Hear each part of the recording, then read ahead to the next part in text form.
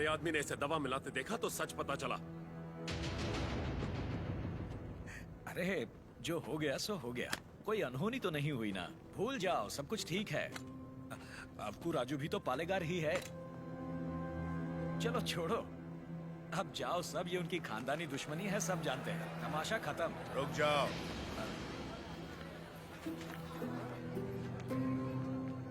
यहाँ वो अकेला पालेगार नहीं है, कुल मिलाकर हम 61 पालेगार हैं यहाँ। पूरी की पूरी प्रजा भी मौजूद है। यह उत्सव सबका है बसी रेड्डी। राजा हो या प्रजा, न्याय सबके लिए बराबर है। औ को राजू को क्षमा मांगनी ही पड़ेगी।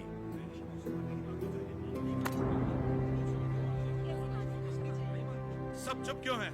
पिताजी न्याय की बात कर रहे हैं, इन्हें क्षमा मांगनी ही चाहिए। हाँ हाँ, क्षमा तो मांगनी ही चाहिए। क्षमा मांगनी ही चाहिए। एक पालेगार क्षमा कैसे मांगेगा?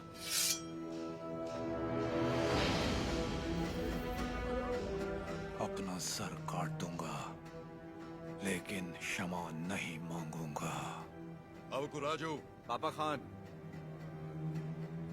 माना कि अवकू राजू ने अपराध किया है, लेकिन ये पालेगार हैं 70 गांव के।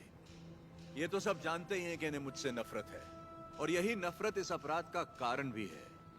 लेकिन ये अपनी प्रजा से प्रेम करते हैं, और प्रजा पर इनके कई उपकार भी हैं, तो उनकी खातिर इन्हें हम क्षमा कर देते हैं।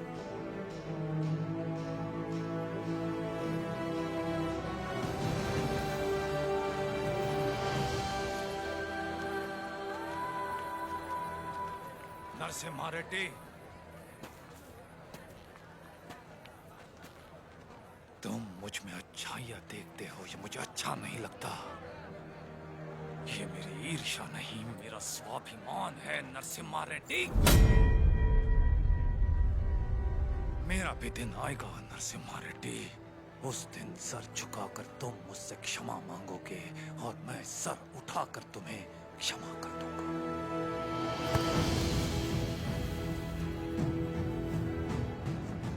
इस मिट्टी में वीरता है।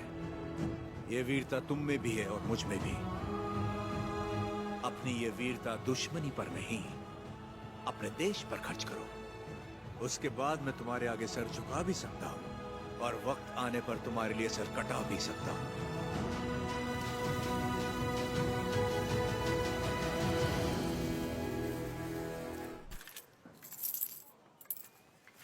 क्यों रे, तेरा नरसिम्हा रेड्डी अंग्रेजों के खिलाफ बगावत करेगा? हमारे मना करने के बावजूद वो ये महोत्सव करवा रहा है। हम ये और बर्दाश्त नहीं करेंगे। मद्रास चिट्ठी लिख दी है मैंने, अब वो लोग देख लेंगे उसे। वहाँ खबर पहुँचाने के लिए ही तो किया।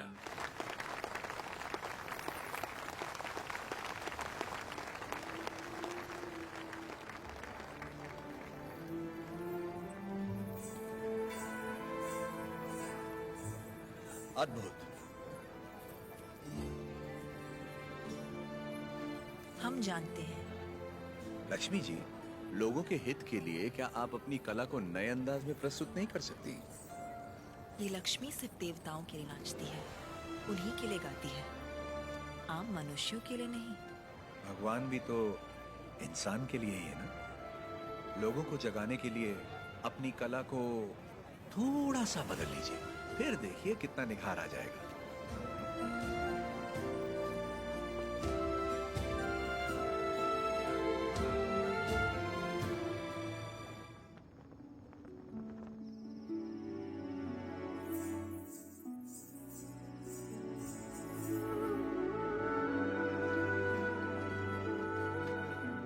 क्या हुआ? अभी भी उनके बारे में सोच रही है? पता नहीं, डरती हूँ मैं कहीं उनकी बातों में खो न जाऊं।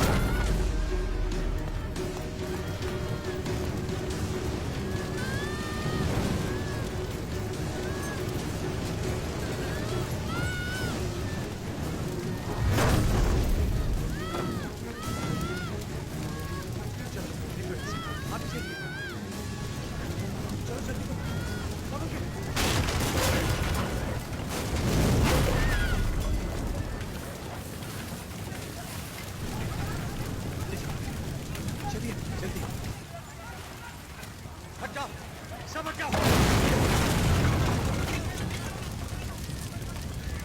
किसी ने जानबूझकर ये आग लगाई। कौन है वो नीच? किसने किया है ये? मैंने लगाई आग।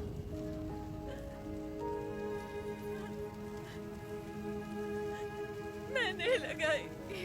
जिस घर में तुम दीप जलाती थी उसी घर को तुमने जला दिया? तो और क्या करती? कभी हम राजाओं की तरह रहते थे, अंग्रेज आए और इस भूमि को दरिद्र कर दिया। उसमें 2 साल हो गए हमें सूखे की मार सहते। किसी तरह हमने आधी अधूरी फसल उगाई, वो भी अंग्रेज लगान के तौर पर उठा ले गए। अब तक तो मैं किसी तरह बच्चों का पेट पालती रही, लेकिन अब मेरा बेटा चोरी पे उतर आया है।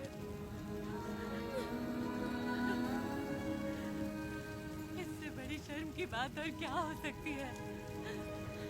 जो हाथ देने के लिए उठे थे उन्हीं को चोरी करता हुआ नहीं देख सकी मैं। मैंने सोचा अपमान के जीवन से सम्मान की मौत अच्छी।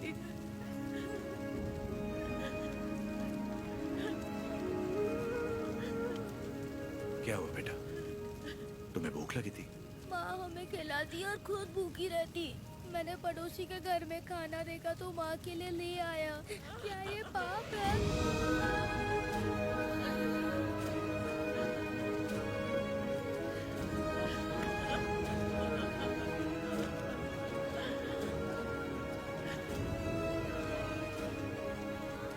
बड़े भैया, वियालावाड़ा और नौसम किले के गोदामों का अनाज बैलगाड़ियों में भर के ले आइए। आज से रेनाडू की इस धरती पर कोई भूखा नहीं सोएगा। बांट दीजिए सब में, जैसा तुम कहो।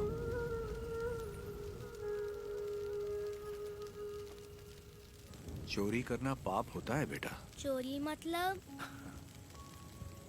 जो चीज हमारी नहीं उसे हाथ लगाना चोरी है। और हमारी हो तो वो हमारा हक है, उसे नहीं छोड़ना चाहिए।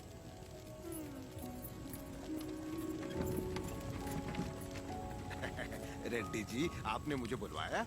मैंने इस महीने की पेंशन भेज दी है। राघवाचारी, जब तक अच्छी फसल होती रही, ये लोग तुम्हें समय पर लगान दे रहे थे या नहीं? बिल्कुल दे रहे थे सरकार। तो जाकर अपने मालिकों से कह दो, सूखे में लगान नहीं मिलेगा। क्या कहा? ये कहा कि अगले साल भी लगान नहीं मिलेगा। मैं समझा नहीं। ना माने तो हम उनकी हड्डियों का हल बनाकर अपने खेत जोतेंगे और दुगना लगान चुका देंगे। आफत आ गई तो? आने दो, मुझे उसी दिन का इंतजार है।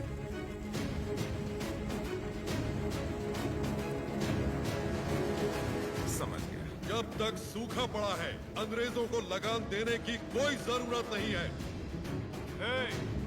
ये गाड़ियां नरसिम्हा रेड्डी को वापस भेज दो। हमारे गोदाम से अनाज निकालकर प्रजा में बांट दो।